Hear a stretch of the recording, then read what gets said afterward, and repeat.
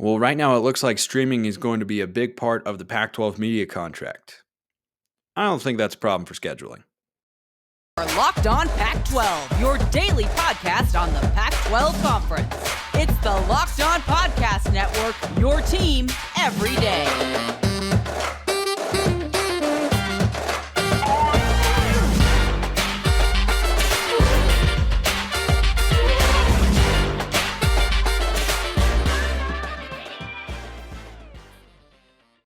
Welcome, everybody, to another episode of Locked On Pac-12. I'm your host, Spencer McLaughlin. Thank you so much for making this your first listen or your first view of the day. Part of the Locked On Podcast Network, your number one source to stay up to date with our beloved Conference of Champions. Like, comment, subscribe, please, and thank you wherever you listen to or watch this show, which is loaded with some mailbag questions today, which I'm always here for. This is not Spencer C. McLaughlin, Esquire, talking to you, by the way. This is just Spencer McLaughlin post-broadcast late at night. And I was calling an SUU, Southern Utah gymnastics meet. True story. I talk about gymnastics. I'm semi-knowledgeable. My analysts really kick butt in that department, though. I kind of let them carry the weight and whatnot. But I feel like if I come home and go into quote-unquote more casual attire, then I start to wind down, and then I'll give you the best show possible. So I just come home late at night, come right into the office, and boom, let's rock and roll.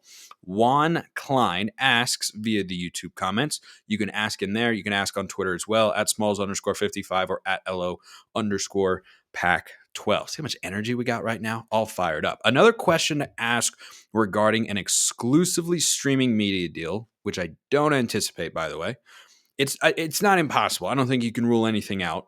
But again, we're just operating in a hypothetical world here, and I'm okay with that. I'm here for it. I love a good hypothetical as long as it's realistic. Would that affect scheduling home games with other Power 5 conferences? Would, say, a Big Ten school be less willing to schedule a home-and-home with the Pac-12 if they know the road game will only be available on a streaming platform and not a linear channel? Food for thought. I agree that it's food for thought, and it's a dish that I'm going to consume, and I'm going to stop with that metaphor because I think that was going to go in a bad place. So the question here that you're asking is, would other schools be concerned scheduling a home-and-home where one game, not both games, of course, where one game would be on a streaming service potentially? Not guaranteed, by the way, but potentially.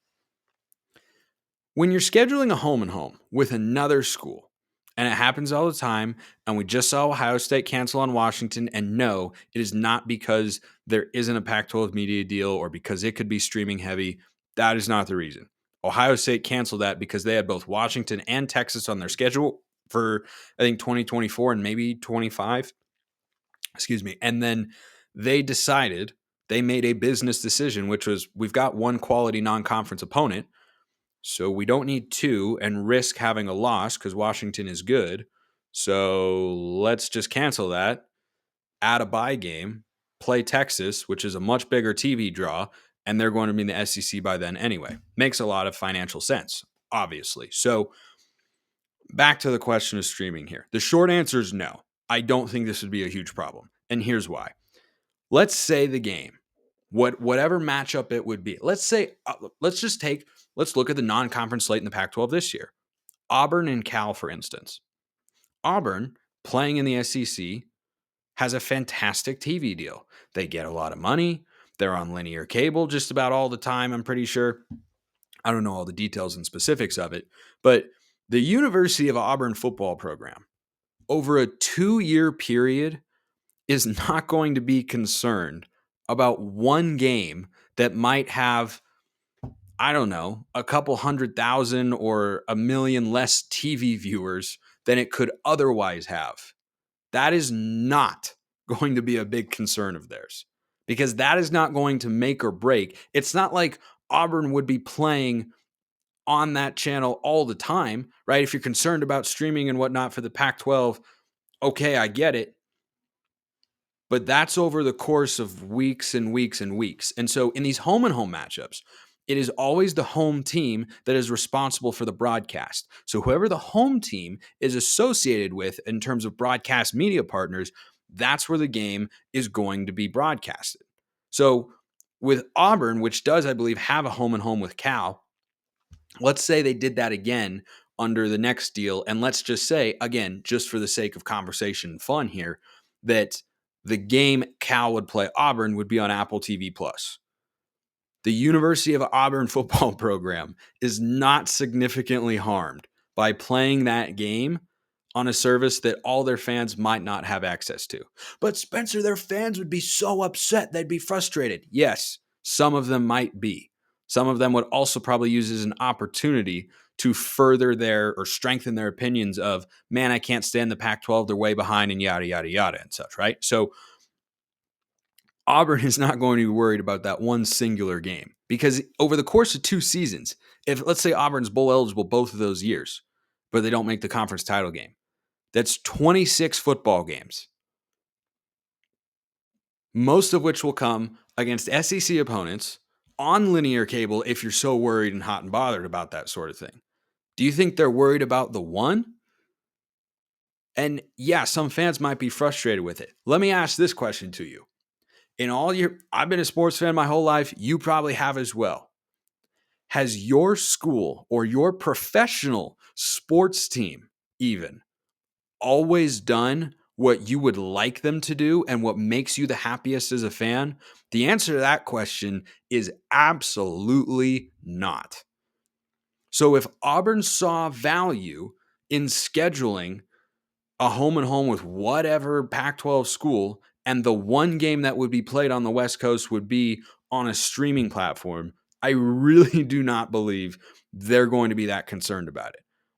Like some of you posited the idea that Ohio State canceled because, they were going to be missing the exposure against Washington. Like, dude, come on. It's Ohio State.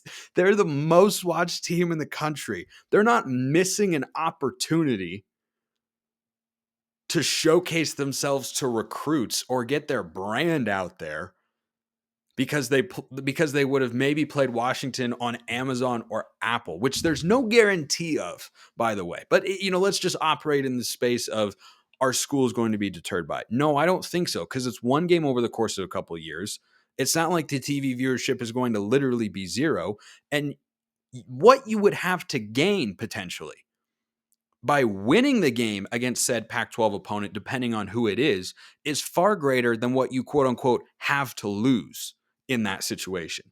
Because what you have to lose are some frustrated fans, maybe of your own, for 1 week who can't watch the game or who have to find an illegal stream, which, let's be real, not an uncommon thing in today's society. Or they'd have to pay a little bit, a one-time fee for a trial or whatever to watch the game. You'd be dealing with that.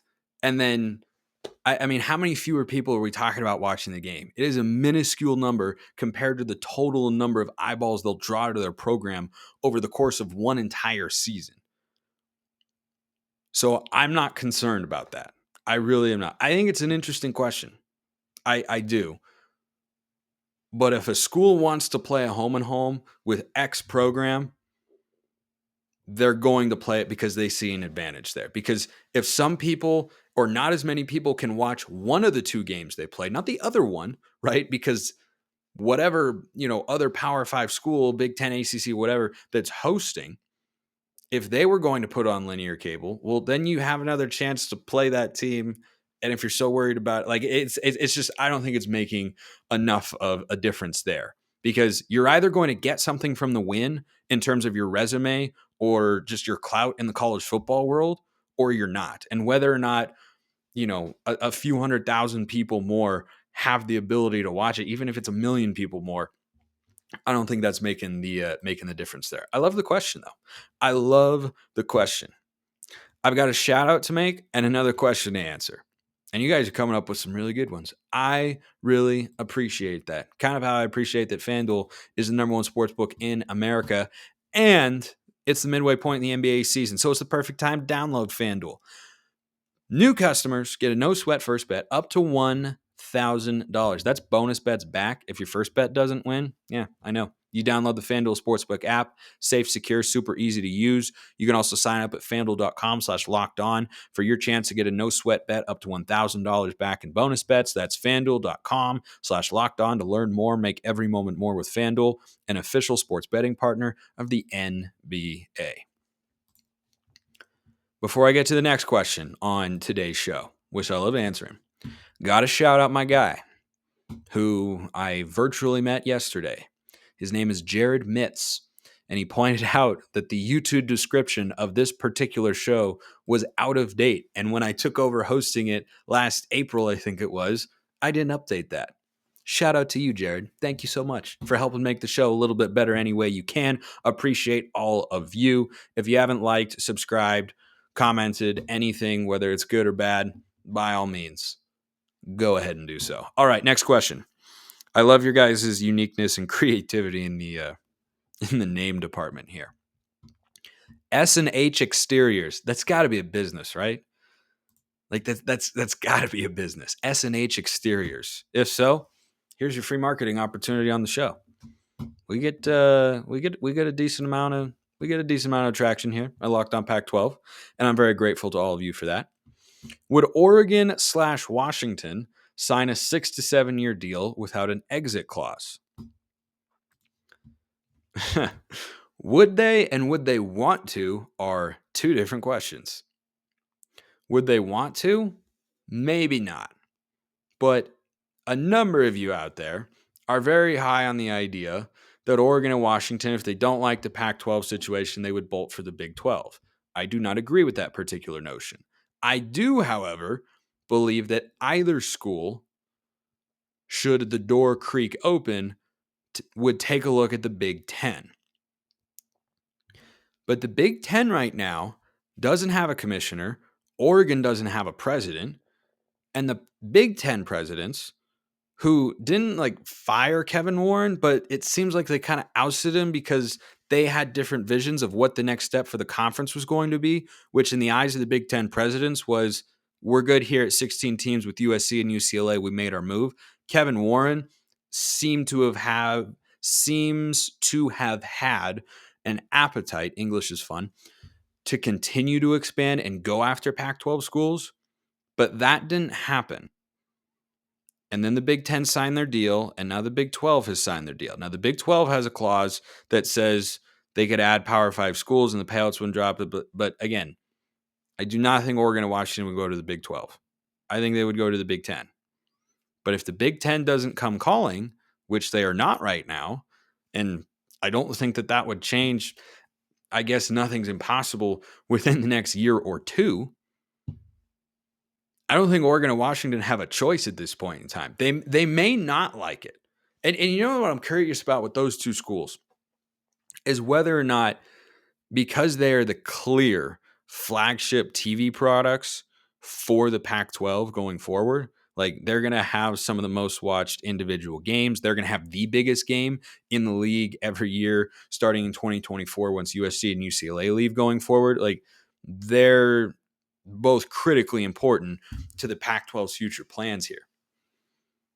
I wonder if they would not actually consider going to the Big 12, and this is very speculative on my part, but perhaps use that potentially as leverage to say, can we get a slightly higher share of the media revenue pie here, because Oregon and Washington are much more valuable to the league than, say, their in-state counterparts, just from a TV standpoint, or either of the Arizona schools.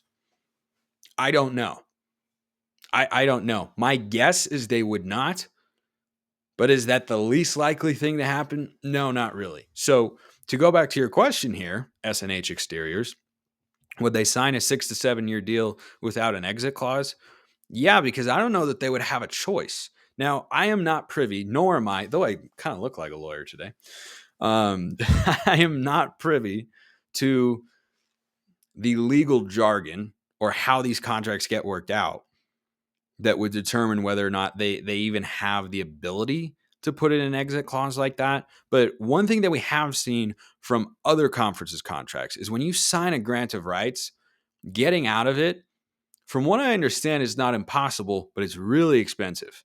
And I mean really expensive. For example, Texas and Oklahoma are leaving the Big 12 early, and Brett Yormark, their commissioner, and the rest of the Big 12 is making them pay, I think it's like $100 million combined. I don't remember if it was combined or each, but is about $100 million in that range that they had to pay to the remaining 8 Big 12 schools because they're bolting on their deal early. So I don't think I think they would sign a deal without an exit clause in there, because what I have read from national college football writers is that getting out of a grant of rights is messy. It can be expensive, but it's not impossible. So if the Big Ten door did swing open and Oregon, Washington were involved in, say, 3 years and the Pac-12 inks a 6-year deal, they could theoretically hire some lawyers who would be working a lot of billable hours there, and they would find a way to get out of it, and it would be very expensive to do so. That's what I think is the most likely situation here on that front, if it does ultimately come to that. But I really don't. It just seems like the Big Ten, at least for now, for the next couple of years, like they had every opportunity. They could have gone to Oregon and Washington, heck, maybe even Cal and Stanford, who at one point in time, there were reports from credible college football reporters saying that the Big Ten was vetting those 4 schools, but that ultimately they decided, no, we're done for now. It's not impossible that they could go back to the well on that front. Because if they just, as the Big Ten, if they just dangle a baby carrot, right? Not one of the big carrots that you cut up to, make a mirepoix or soup or anything of that sort, starting to make stuffing. Oh man, I love stuffing. It's so good. I'm going to do my best to not turn this into a food podcast. No promises. Absolutely none. Love food. Where was I? Right.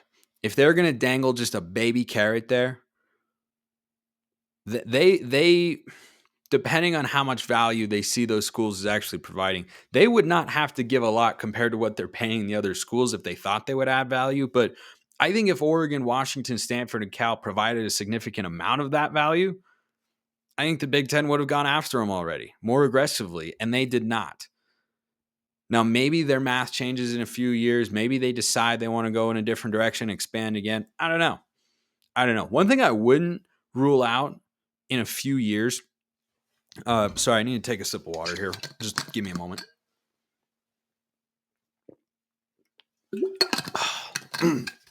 Okay. Sorry. Done a lot of talking today, per our usual arrangement. One thing I would not rule out going forward, and I mean like next round of realignment talks, whenever that really heats up for the Big Ten, is if they came after Stanford to pair them with Notre Dame because of those 2 schools' history together. Because the biggest fish remaining out there for any conference to add is easily Notre Dame. Brand, credibility, academics, money, TV numbers, they've got it all. They're right in the middle of Big Ten country. Like, they really would be a good fit. And if you're going to add 2, they could look at Stanford. They very, very easily could. But again, answering your question here, S&H Exteriors, I do think they would sign a 6-7 year deal, if not only because they don't really have any other options at this point. Because I don't see the Big 12 as the sort of option that many of you believe it to be. And we disagree on the front, and that's okay. Disagreement's good, healthy. That's how democracy works, that sort of thing. Should I go full politician here in the suit? This democracy, a divided house cannot stand. Okay, I'm done. I swear I will never. No, okay, I'm not going to promise I won't ever do that again. Just in one of those moods tonight. All right, next question. Last one today here on the show. Again, YouTube comments, Twitter at smalls_55 or at LO_Pac-12. Send all your questions. There aren't really any questions that are too outrageous or ridiculous that I will not talk about. Heck, not long ago here on the show, I was talking about the University of New Mexico coming to the Pac-12 and whether or not that'd be feasible. It's not particularly likely right now. Give it 10, 15 years. You never know. See what the Lobos could come up with. Here's the question. And again, you guys come up with some interesting names. Lost Highway. I mean, all right. He asks, or she, I don't know. I assume most of the people who watch and listen to the show are guys, but there's some ladies out there. Appreciate all of you, no matter who you are.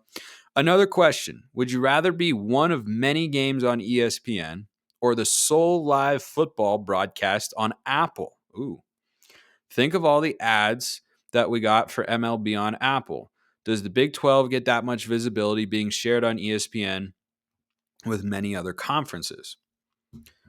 Well, the visibility question and how much viewership you can draw, which, by the way, isn't as much the conference's concern as much as it is the network's concern. Like, all this stuff gets sold and packaged, right? Like the Pac-12 is looking for a media rights partner to buy their content.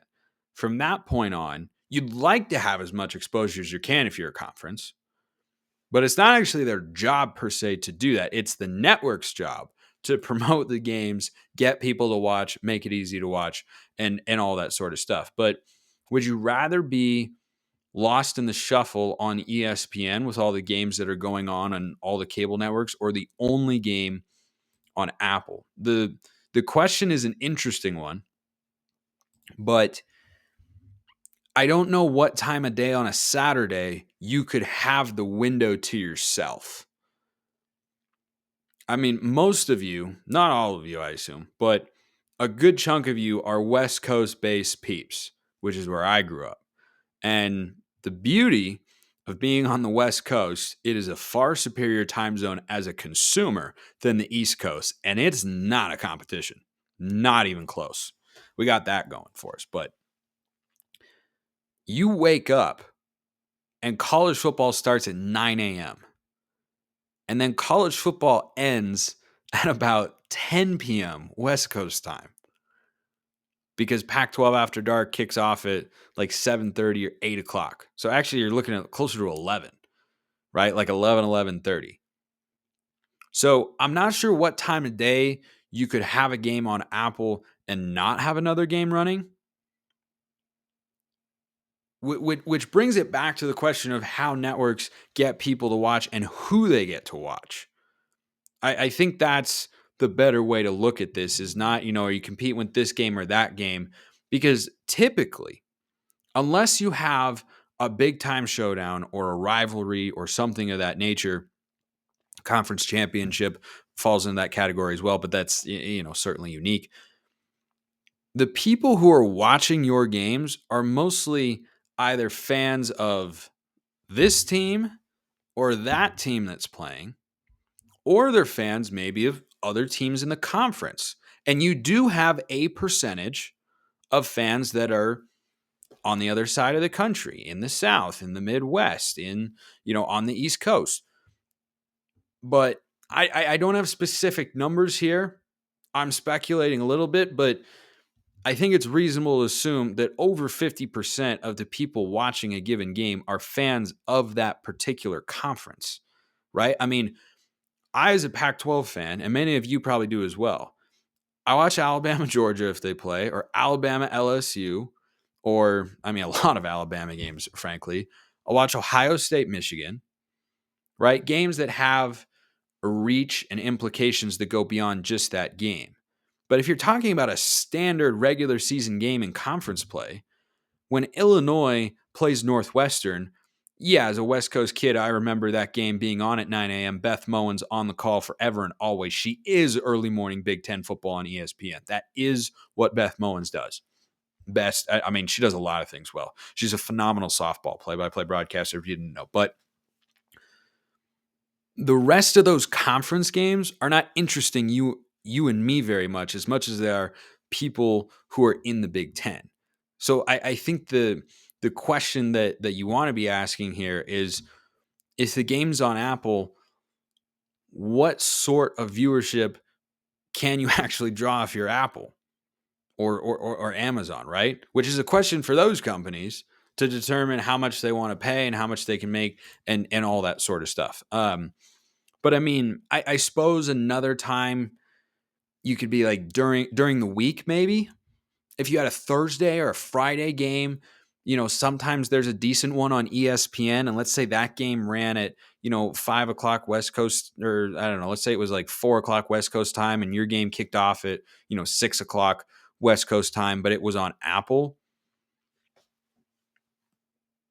I think Pac-12 fans most likely are going to be the ones who tune into that game regardless. I think irrespective of kind of where it's where it's broadcast. But and then the other question, does the Big 12 get that much visibility being shared on ESPN with many other conferences? Again, I think it's about the groundswell of fan support and number of TV viewers that you have in the region who are passionate enough to watch those games and consume that content consistently. Love the questions, though. Great ones today. Across the board. Keep them coming. YouTube, Twitter. Appreciate everyone listening. See you next time. Have a wonderful rest of your day.